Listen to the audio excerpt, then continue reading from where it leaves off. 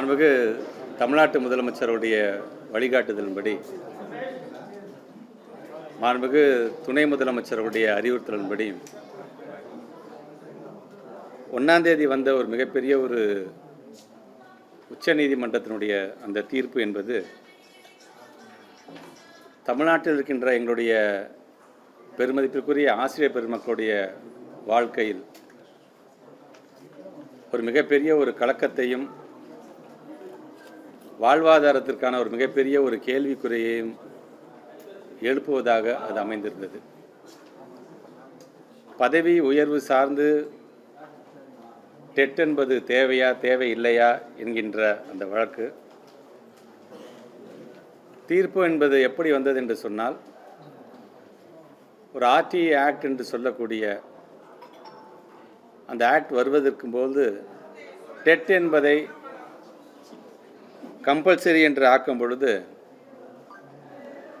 அந்த ஆக்ட் வருவதற்கு முன்பு யார் யாரெல்லாம் பணியில் இருந்தார்களோ இனி அவர்களும் இந்த டெட்டில் தேர்ச்சி பெற வேண்டும். அப்படி தேர்ச்சி பெற்றால்தான் அவர்கள் பணியில் தொடரலாம் என்கின்ற ஒரு தீர்ப்பை அது வழங்கியிருக்கின்றது. அந்த தீர்ப்பு வந்ததிலிருந்து தொடர்ந்து ஒரு 2-3 நாட்களாக ஜெர்மனி நாட்டில் இருந்த நம்முடைய மாண்புமிகு தமிழ்நாட்டு முதலமைச்சர், அதேபோன்று இன்றைக்கு லண்டனில் இருக்கின்ற அவர் தொடர்ந்து ஒவ்வொரு நாளும் தொலைபேசியிலே துறை சார்ந்து அமைச்சராக என்னிடமும், அதேபோன்று தலைமை செயலாளர், எங்களுடைய துறையினுடைய முதன்மை செயலாளர், இது சார்ந்திருக்கின்ற சட்ட வல்லுநர்களெல்லாம் அடுத்த கட்ட நடவடிக்கையாக நம்முடைய அரசாங்கம் என்ன செய்யலாம், ஒரு ரிவ்யூ பெட்டிஷன் செல்லலாமா, சட்ட ரீதியாக அதை எதிர்கொள்ளும் பொழுது, சட்ட ரீதியாக ஒரு பக்கம் நாம் போராடும் பொழுது நம்முடைய ஆசிரியர் பெருமக்களுக்கு ஏதாவது ஒரு வகையில் ஒரு ஸ்பெஷல் டெட் மாதிரி கண்டக்ட் பண்ணலாமா என்று பல தரப்பில் பலவிதமான கருத்துக்கள் துறை ரீதியாக நடந்த கூட்டத்தில் அது சார்ந்து பேசப்பட்டிருக்கிறது என்கிற பொழுது, மாண்புமிகு தமிழ்நாட்டினுடைய முதலமைச்சர் சொன்னார், இருக்கின்ற சங்கங்களை எல்லாம் அழைத்து அவர்களுடைய கருத்துக்கள் என்ன, அவருடைய மனநிலை என்ன என்பதை கேட்டறியும் பொழுது ஒன்றை மட்டும் சொல், இந்த திராவிட மாடல் அரசு இருக்கின்ற வரைக்கும் எந்த ஆசிரியரையும் கைவிடாமல் அனைவரையும் நாங்கள் பாதுகாப்போம் என்று நீ சொல்ல வேண்டும் என்று இன்றைக்கு சொல்லியிருந்தார். அதை சொல்லிதான் இன்றைக்கு பல்வேறு சங்கங்களை சார்ந்திருக்கின்ற நம்முடைய நிர்வாகிகள்லாம் வந்து ஒட்டுமொத்தமாக இது மூலமாக பாதிக்கப்பட்டிருக்கின்ற அனைத்து ஆசிரியர்களுடைய பிரதிநிதிகளாக தங்களுடைய கருத்துக்களை இங்கே எடுத்து வைத்திருக்கிறார்கள். அந்த கருத்துக்களில் ஒவ்வொருவரும் ஒவ்வொரு விதமான கருத்துக்களின் அடிப்படையில் இப்படி வலியுறுத்தலாம், இப்படி செய்யலாம் என்று சொல்லியிருக்கிற அனைத்தையும் நாங்கள் உள்வாங்கி இருக்கின்றோம். குறிப்பாக இந்த ஆர்டிஐ ஆக்ட் சொல்கிறது என்ன, என்சிடிஇ எதை வலியுறுத்துகின்றது, என்சிடியில் ஒரு அமெண்ட்மெண்ட் பண்ணால் போதுமா, இல்லை என்சிடியில் ஒரு கிளாரிஃபிகேஷன் கொடுத்தா போதுமா, இப்படி அனைத்து விதமான கருத்துக்களும் முழுமையாக இன்றைக்கு ஒரு விவாத பொருளாக விவாதிக்கப்பட்டிருக்கின்றது. நாங்களும் அவர்களுடைய கருத்துக்கள் ஒவ்வொரு கருத்துக்களையும் சொல்லும் பொழுது ஒவ்வொரு கருத்திலும் இருக்கின்ற மெரிட்ஸ் அண்ட் டிமெரிட்ஸ், இப்படி போகிறதுனால நமக்கு என்ன சாதகம், இப்படி போகிறதுனால நமக்கு என்ன பாதகம் அப்படிங்கிறத ஒரு இனிஷியல் ஸ்டேஜாக நாங்கள் அவங்கள்ட்ட பேசியிருக்கிறோம். பட் எது எப்படியாக இருந்தாலும் நம்முடைய சட்ட வல்லுநர்களிடம் கலந்து ஆலோசித்து, ஏன் நம்முடைய ஆசிரியர் சங்கங்கள் நிறைய இப்போ இன்புட் பார்த்தீங்கன்னா ஒரு வேல்யூபிள் இன்புட்ஸ்லாம் கொடுத்துருக்கிறார்கள், அதையும் நம்முடைய சட்ட வல்லுநர்களும் எடுத்து வழங்கி இதன் மூலமாக உச்ச நீதிமன்றத்தை நாம் நாடும் பொழுது நமக்கான ஒரு சாதகமான தீர்ப்பு கிடைப்பதற்கான வழிவகையெல்லாம் செய்வதற்கு இன்றைக்கு அரசாங்கம் முனைப்போடு இன்றைக்கு அதை செய்து கொண்டிருக்கின்றது. எங்களை பொறுத்த வரைக்கும் 1ஆம் தேதி தீர்ப்பு வந்தது என்று சொன்னால் 4ஆம் தேதியே அனைத்து சங்கத்தையும் சாதங்களும் அழைத்து அவருடைய கருத்துக்களை பெறுவதற்கான கூட்டமாக மட்டும் இல்லாமல் அவர்களுக்கு தன்னம்பிக்கையை தரக்கூடிய கூட்டமாக பேசும்போது கூட அதான் நான் சொன்னேன், ஸ்டே பாசிட்டிவ் பி பாசிட்டிவ் என்று நான் சொன்னேன். நான் தைரியமாக இருங்க, எல்லாத்துக்குமே ஒரு சொல்யூஷன் உண்டு. இத்தனை ஆண்டு காலம் அனுபவம் வாய்ந்த டீச்சர்ஸ் கொஞ்சம் நினச்சி பாருங்கள், இந்த தீர்ப்பின் மூலமாக ஒன்று இம்ப்ளிகேஷன்ஸ் என்னவாக இருக்க போகின்றது. ஒட்டுமொத்தமாக ஒரு பள்ளி கல்வித்துறையினுடைய ஒரு ஃபவுண்டேஷன் அடித்தளமே பார்த்தீங்கன்னா ஒரு ஆட்டம் காணுகின்ற அளவிற்கான ஒரு தீர்ப்பு அவங்க வழங்கியிருக்கிறார்கள். ஸோ இந்த அனுபவம் வாய்ந்த ஆசிரியர் பெருமக்களை நாம் எப்படி பயன்படுத்தி கொள்ள போகின்றோம்? இந்த அனுபவம் வாய்ந்த ஆசிரியர்கள் தானே இன்றைக்கு டெட் எழுதக்கூடிய மாணவர்களை உருவாக்குனது இந்த அனுபவம் வாய்ந்த ஆசிரியர்கள் தானே. டெட்டில் பாஸ் பண்ணிவிட்டு பணிக்காக காத்து கொண்டிருக்கின்றவர்களை உருவாக்கியதும் இந்த அனுபவம் வாய்ந்த ஆசிரியர்கள் தானே. இப்போ அவங்கள மீதே ஒரு சந்தேகத்தை வைத்து நீங்கள் டெட் எழுத வேண்டும் என்று சொல்லுகின்ற அளவுக்கு ஒரு மன உளைச்சல் ஏற்படுத்தும் பொழுது இது போன்ற என்னுடைய ஆசிரியர் பெருமக்கள் பள்ளிக்கூடத்திற்கு செல்லும் பொழுது எந்த மனநிலையும் அந்த பிள்ளைகளுக்கு பாடம் நடத்துவார்கள்? பிள்ளைங்க எக்ஸாமுக்காக பாடம் நடத்த போகிறாங்க, இல்லை தங்களுடைய எக்ஸாமுக்காக அவங்க தங்களை தயார்படுத்தி கொள்ள போகிறார்களா? இது ஒட்டுமொத்தமாக எப்படிப்பட்ட ஒரு சிஸ்டத்தையே அது கொலாப்ஸ் பண்ணும் அப்படிங்கிறது ஒட்டுமொத்தமாக அனைவரும் உணர வேண்டும். நான் பத்திரிகை துறை ஊடகத்துறை சார்ந்திருக்கிற நண்பர்கள் நான் வைக்கிற வேண்டுகோள், பல லட்சம் குடும்பம் சார்ந்திருக்கின்ற ஒரு மிகப்பெரிய ஒரு வழக்கு, மிகப்பெரிய ஒரு பாதகமான ஒரு தீர்ப்பு வந்திருக்கின்றது. தீர்ப்பு சார்ந்து நான் எதுவும் விமர்சனம் செய்ய விரும்பவில்லை. அது மாண்புமிகு பொருந்திய நீதிமன்றம் தீர்ப்பு வழங்கியிருக்கின்றது. அது சார்ந்து நம்முடைய உரிமை சார்ந்து நாம் ரிவ்யூ பெட்டிஷன் போக போகிறோமா, அப்பீல் போக போகிறோமா என்பதை நாம் உட்காந்து பேச போகிறோம். ஜனநாயக நாட்டில் அனைவருக்குமே பேசுகிறதுக்கான ஒரு வாய்ப்பு உண்டு. அந்த வாய்ப்பை பயன்படுத்தி கொண்டு எப்படி எங்களுடைய ஆசிரியர் பெருமக்களை பாதுகாக்கப் போகிறோம் என்பதை மாண்புமிகு தமிழ்நாட்டு முதலமைச்சர் நம்மளை வழிநடத்தப் போகிறார்கள். பத்திரிகை துறை ஊடகத்துறை சார்ந்த நண்பர்கள் நான் வைக்கின்ற வேண்டுகோள், இது ரொம்ப சென்சிட்டிவான இஷ்யூ. இதில் அரசியல் எதுவும் நாம் செய்யாமல், அரசியல் சார்ந்து கேள்வி கேட்டதை கொக்கி போடுறேங்கிற பேரில் கிட்டத்தட்ட 1 லட்சத்துக்கு மேற்பட்டிருக்கின்ற ஆசிரியர்களுடைய ஒரு எதிர்காலத்துக்கு நம்மால் எந்த பாதகம் வந்து விடாமல், மற்ற எந்த ஒரு வழக்காக இருந்தாலும் மற்ற எந்த விமர்சனமாக இருந்தாலும் நான் பேசலாம், நான் கேட்பதுக்கு நான் தயாராக இருக்கின்றேன். இது சார்ந்து வரும்போது நாம் அனைவருமே ஒன்று சேர்ந்து தான், இது ஏதோ ஆசிரியர்கள் நம்ம பத்திரிகையை நம்ம பிரித்து பார்க்க முடியும். ஒட்டுமொத்த சமூகம் சார்ந்து நீங்கள் பத்திரிகையாளர்களாக வருவதற்கு காரணமும் ஒரு ஆசிரியர் தான். ஸோ நாம் அனைவரும் ஒன்று சேர்ந்து இவங்களை நம்ம எப்படி இதை பாதுகாப்போம், இது எப்படி இவங்களை காப்பாற்ற போகிறோம் அப்படிங்கிறத நம்ம கண்டிப்பாக செய்வோம். ஏன் உங்கள்கிட்டையும் ஏதாச்சும் இன்புட்ஸ் இருந்தாலும் கொடுங்க. நீங்கள் ஏன் சார் இப்படி பண்ணியிருந்துருக்கலாமே, இப்படி பண்ணினா கூட ஒரு நல்ல தீர்ப்பு வருமே என்று சொன்னாலும் அதையும் எங்களுடைய இது சார்ந்து யார் வாதாட போகிறார் அவர்களிடம் எடுத்து சொல்வதற்கு நாங்கள் தயாராக இருக்கின்றோம்.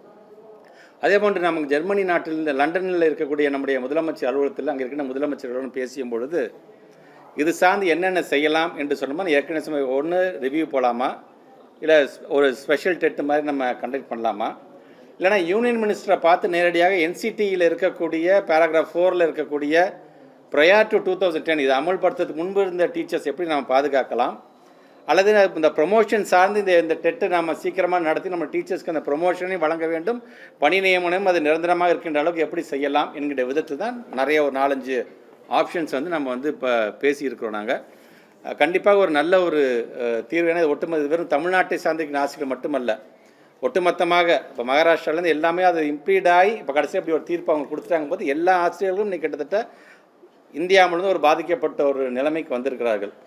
அதனால் தான் நம்முடைய முதன்மை செயலாளர் நம்முடைய செக்ரட்டரி சார் சொன்ன மாதிரி மற்ற மாநிலத்தை சார்ந்திருக்கின்ற பிரின்சிபல் செக்ரட்டரி பேசுங்க, அவங்க என்னமான முடிவு எடுக்க போகிறாங்க, அந்த அரசாங்கம் என்ன செய்ய போகின்றது, தேவைப்பட்டால் அங்கே இருக்கின்ற ஸ்கூல் எஜுகேஷன் மினிஸ்டர் நானும் பேசுறதுக்கு தயாராக இருக்கிறேன், அந்த அப்பாயின்மெண்ட்டு அதுக்கான சேனல்ஸ் என்னன்னு பாருங்கள் என்று சொல்லியிருக்கிறேன்.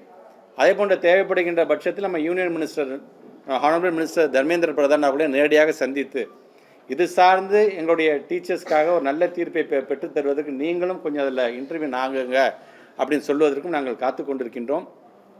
இன்றைக்கு பேசிய இந்த இனிஷியல் டிஸ்கஷனை இப்போ தமிழ்நாட்டு முதலமைச்சருடைய கவனத்துக்கு கொண்டு சென்று அதை நாங்கள் அப்டேட் பண்ணிவிடுவோம். நாங்கள் அடுத்தது அவர் என்ன சொல்ல வருகிறாரோ, அவர் இன்னும் யார் யாரும் அதுக்கு சார்ந்து டிஸ்கஸ் பண்ணிட்டு எங்களுக்கு என்ன வழிகாட்டல் செய்ய இருக்கின்றாரோ கண்டிப்பாக அதன் மூலமாக சென்று ஒரு நல்ல தீர்ப்பை, ஏன்னா நம்மளுடைய தமிழ்நாட்டை பொறுத்த வரைக்கும் எஜுகேஷன் டிபார்ட்மெண்ட்டை பொறுத்த வரைக்கும் ஒரு ப்ரூவன் ட்ராக் நம்ம எல்லாருமே வச்சுட்ருக்கோம். நாம் இன்னைக்கு எஸ்சிபி கொண்டு வந்துட்டோம். இன்றைக்கி கர்நாடகா அவங்களுடைய SCB state education policy release பண்ணியிருக்காங்க. ஒட்டுமொத்தமாக இந்தியாவில் எஜுகேஷன் சிஸ்டத்துலையும் டீச்சிங்லையும் பார்த்திங்கன்னா நாம் தான் முன்னோடியாக இருக்கின்றோம். மற்ற எல்லாத்துக்குமே பார்த்திங்கன்னா நாம் ஒரு எடுத்துக்காட்டாக நீங்கள் வழங்கி கொண்டிருக்கின்றோம். அப்படிப்பட்ட நம்முடைய டீச்சர்ஸ் பாதிக்கப்படும்பொழுது கண்டிப்பாக நாங்கள் பார்த்துட்டு நாங்கள் சும்மா இருக்க மாட்டோம். நாங்கள் எங்களுடைய ஆசிரியர்கள், அது அரசு பள்ளி ஆசிரியர்களாக இருந்தாலும், அரசு உதவி பெறுகின்ற ஆசிரியர்களாக இருந்தாலும், அது தனியார் ஆசிரியர்களும் இது சார்ந்து பாதிப்பு என்று வரும்பொழுது அவங்களும் எங்களுடைய ஆசிரியர்கள் தான், அங்கே படிக்கக்கூடிய எங்களுடைய மாணவர்களும் எங்களுடைய மாணவர்கள் தான் என்கின்ற விதத்தில் தான் இந்த அணுகுமுறையை நாங்கள் செய்து கொண்டிருக்கின்றோம்.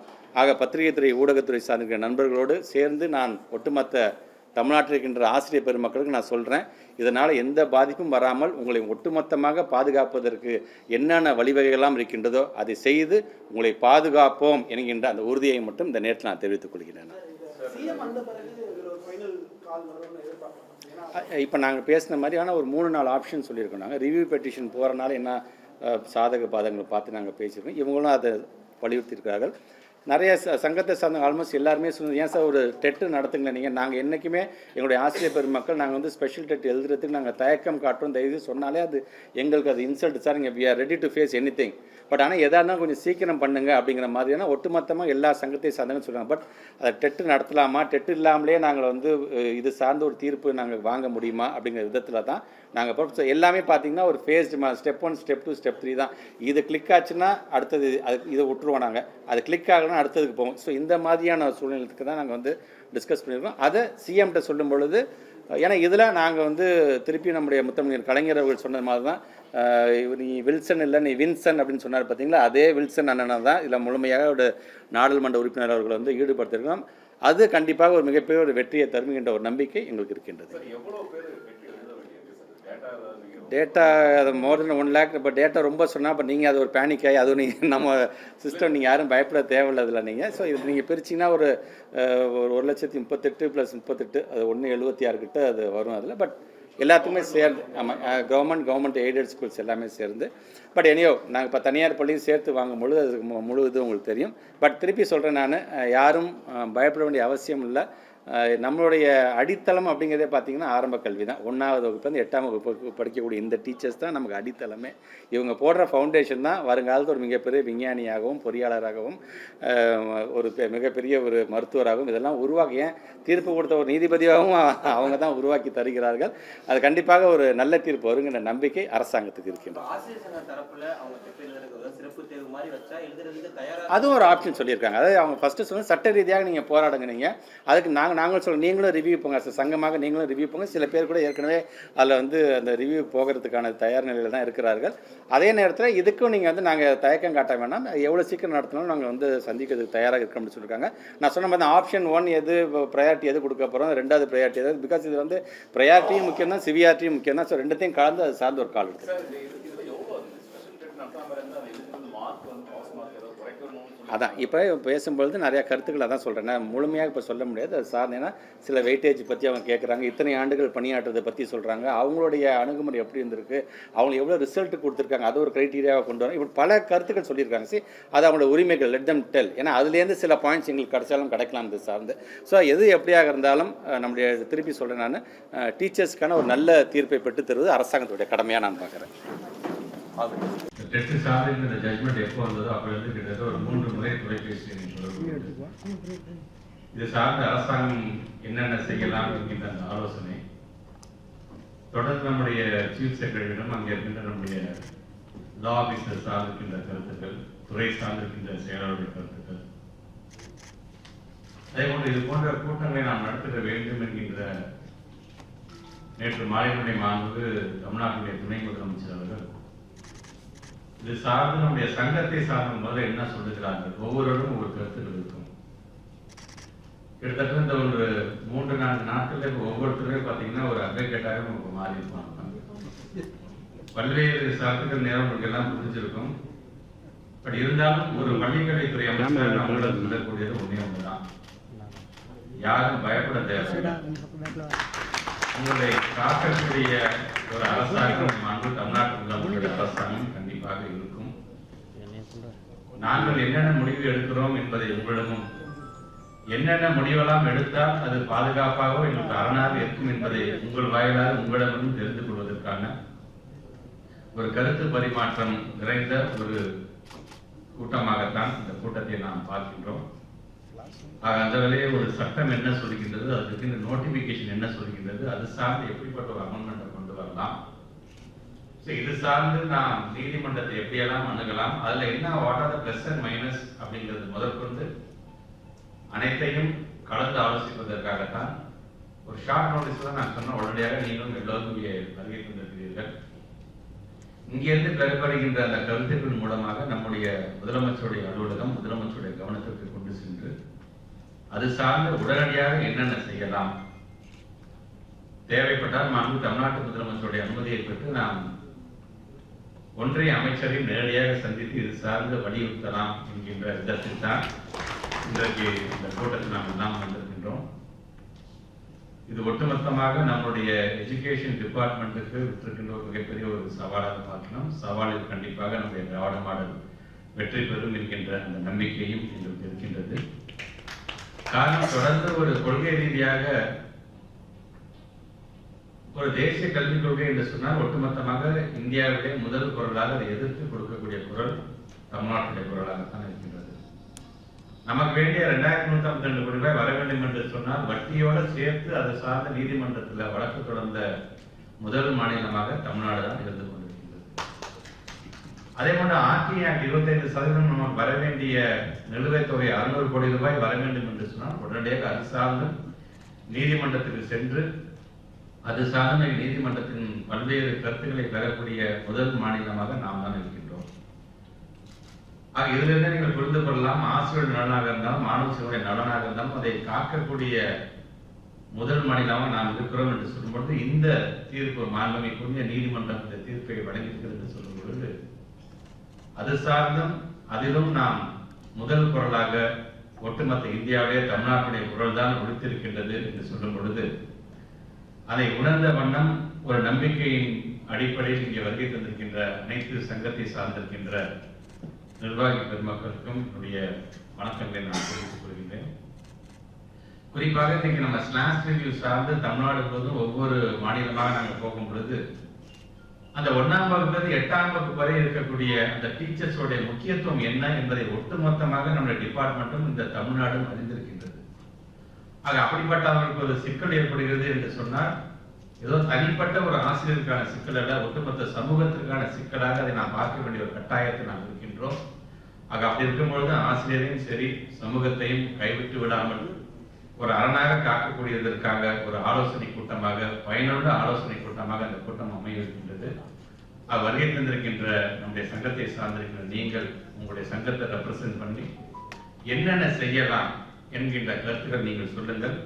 எது செய்தால் அது ஏதுவாக இருக்கும், இது நாம் வெற்றி பெறலாம் என்கின்ற விதத்தில் நாங்களும் உங்களோடு கலந்து ஆலோசித்து அடுத்த கட்டமாக அது சார்ந்து உயரதிகாரிகள் நாம் நடத்துகின்ற அந்த கூட்டத்தின் மூலமாக பிறகு அந்த கருத்துக்களை தமிழ்நாட்டு முதலமைச்சருடைய கவனத்திற்கு கொண்டு சென்று ஒரு நல்ல தீர்வை உங்கள் அனைவருக்கும் நாங்கள் தருவோம் என்கின்ற அந்த உறுதியோடு இந்த கூட்டத்தில் கலந்து கொண்டிருக்கின்ற ஒவ்வொரு சங்க உறுப்பினர்களும் முறையாக இங்கே நம்முடைய இயக்குநர்கள் வாசிக்க அந்த சங்கத்தை சார்ந்திருக்கின்றவர்கள் உங்களுடைய கருத்துக்களை நீங்கள் தருமாறு அன்போடு கேட்டு நம்முடைய பெருமதிப்புக்குரிய நம்முடைய அனைத்து பத்திரிகைத்துறை ஊடகத்துறை சார்ந்த நண்பர்களும் சங்கத்துடைய உறுப்பினருடைய கருத்துக்களை கேட்ட பிறகு நிறைவாக அதை நிறைவு செய்து நான் உரையாற்றும் போது நீங்கள் அரங்கத்துக்குள்ளே வந்து நாங்கள் என்னென்ன செய்ய இருக்கின்றோம் என்பதை உங்களிடம் நான் தெளிவுபடுத்த நான் காத்துக் கொண்டிருக்கின்றேன். ஆக தயவுசெய்து நீங்களும் இந்த அரங்கத்திலிருந்து விடைபெற்று சங்கத்துடைய உறுப்பினருடைய உணர்வுகளை நாங்கள் உள்வாங்குவதற்கு நீங்கள் வழிவிட வேண்டும் என்று கேட்டு இந்த வீடியோடைய தொடக்க உரையை நிறைவு செய்கிறேன்.